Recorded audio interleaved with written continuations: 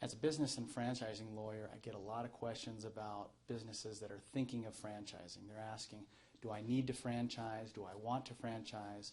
What do I have to do if I'm going to franchise? The big question is whether you have to comply with franchising law.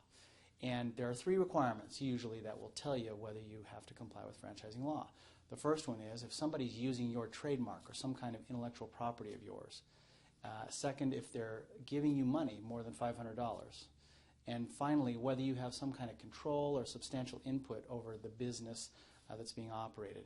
If those 3 factors are in place, then most likely you're looking at a franchisor-franchisee relationship. Sometimes businesses don't want to deal with the legal requirements of having a franchise, and so they'll try to avoid it by wanting to call it a licensing relationship or a joint venture or something like that. But if those 3 requirements are all met, then there's a good chance that you're going to be caught by the requirements that govern franchises. And it's important to know that before you begin a relationship that might be covered under those laws. For businesses that are going to begin franchising, it's really important to lay the right groundwork. First of all, you've got to create a system that can be given to franchisees.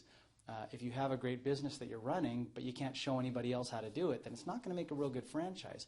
You've got to be able to create an owner's manual and documentation and so forth that's going to allow other people to succeed in the same way you've succeeded. Usually you're going to want to have a history of profitable operation. People aren't going to be real interested in buying a franchise from a company that's not already making money. And you need to give some thought to how you're going to sell this, who your market is, those kind of business-related questions. Once you've got a successful concept, then it's time to begin thinking about the legal issues. Obviously, one of the things that you've got to do is get a franchise disclosure document. That's a big, thick requirement required by federal law, and it gives all kinds of information for potential franchisees. It's really important to fill that out properly. It takes some time. It takes some expense. It's required by federal law, and if you do it right, it can protect you and protect your franchisees. It can make a franchisor think of aspects of the business that the franchisor maybe hasn't already thought of as you go through and fill out that complicated FDD questionnaire. And it may make you see, as a franchisor, some of the aspects of the business that you hadn't thought of. It'll ask questions like, what sort of purchase requirements are required of franchisees? Sometimes a franchisor hasn't thought about that. It'll ask about non-competes and about marketing and about costs up front and otherwise.